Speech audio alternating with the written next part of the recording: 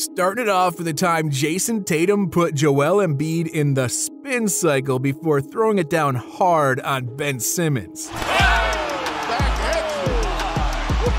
It was already bad enough for the 76ers that Embiid just got hit with the nastiest spin move he'd ever seen, but it just gets 10 times worse when Tatum follows that up with a monstrous poster over Simmons. Talk about embarrassing a team's two best players in just a matter of seconds. Now, that's not the only time that Tatum has put somebody on a poster, of course. Take a look at the time he crowned Maxi Kleber, who made the poor decision to swing over and try to block his hard drive to the basket.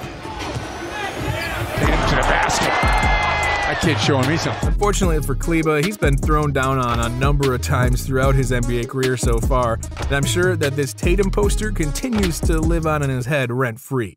Now, Giannis Antetokounmpo might not be thinking about this play as much as Kleber, but he certainly remembers the time that he attempted to stuff Tatum at the rim, only to get dunked on anyways. Good deflection by White, and Tatum now in the open floor. Oh, Giannis went at him, and Tatum slammed it and got fouled. Giannis must have thought he was LeBron James during the NBA Finals, sprinting down the court at full speed just to get that block off the backboard.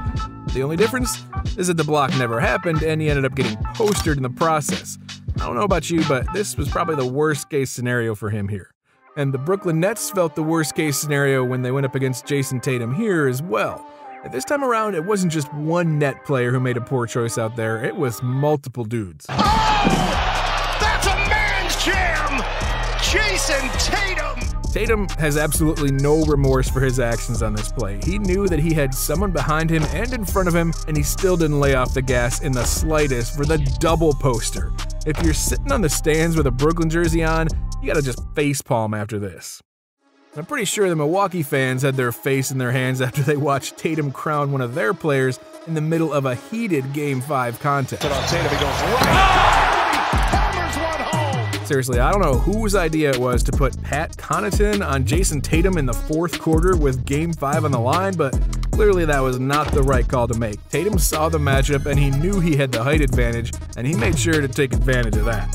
And really, throughout his basketball career, taking advantage of the moment is something Tatum's been pretty good at. Just ask LeBron James. Jayson, I just love everything about the kid. I'm sure he knows exactly what we're talking about here regarding Tatum, but take a look and see for yourselves. 5 remaining. Tatum drives down and throws it down! Wow! Damn, Tatum postering the king in front of your own fans in the middle of a heated Game 7. Not to mention, there were only 7 minutes left in the game and the Celtics were losing. So humiliating the opposing team's best player and then bumping into him intentionally afterwards couldn't have fired the crowd up any more than it did. And let's be honest, Tatum's got a knack for firing up the crowd. Unfortunately, if you're a Milwaukee Bucks fan, it always seems to come at your expense. Welcome to the third time in this video alone that Tatum has humiliated a player from Milwaukee. Here goes Tatum, downhill. Oh, Jayson Tatum fires one home. If I were a Buck and we had the Celtics up next on the schedule, I'd be shaking in my sneakers. In this video alone, we've seen Tatum crown 3 different players on this Bucks roster. These boys need to just stop jumping with him near the rim. And I'd say the same thing to Jarrett Allen, but let's face it, Jarrett Allen jumps for everything no matter what the consequences are. But look at the time he attempted to throw Tatum out of the arena with a forceful block. Tatum again going off to the basket with a strong flush block. Well, here's Tatum going strong, not messing around. So yeah, okay, it didn't exactly go the way that Allen had hoped. With just 2 minutes left and the Celtics needing a bucket on the road, Tatum made sure to do something to try and fire his team up down the stretch. Now, Allen's attempt to do the same thing for his team didn't go as planned.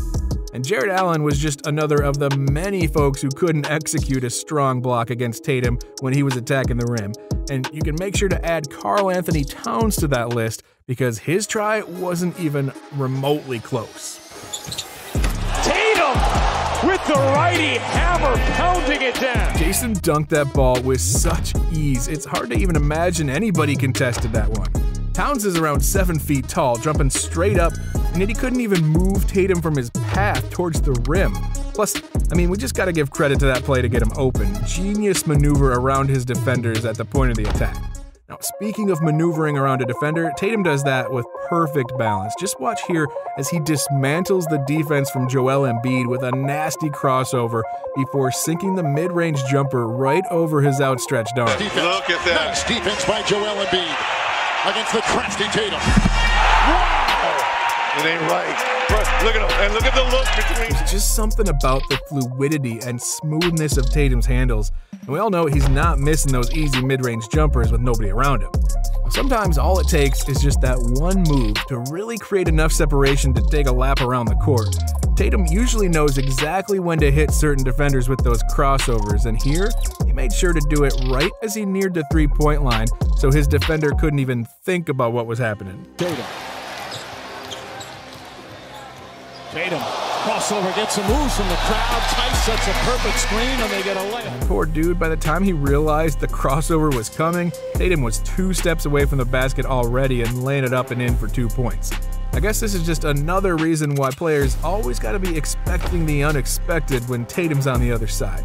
And in this next clip, the Charlotte Hornets apparently didn't get that memo to expect everything against Tatum.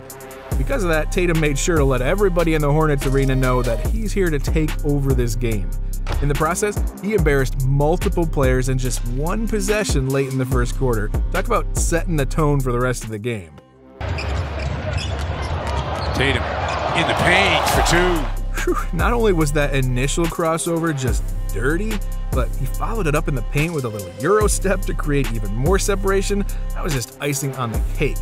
I definitely wouldn't want to be either of these guys looking at their social media feeds after getting sauced up like this in front of millions of people.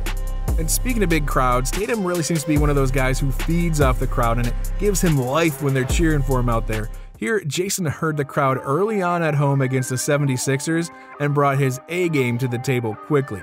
Unfortunately, Ben Simmons and Al Horford got the short end of the stick right after. They have only one win on the road against an over 500 team. Oh, Jayson Tatum! Slick and really underappreciated move to slip past Simmons early on was just the start of the play, but the dunk on his former teammate Al Horford right at the basket really brought it all together.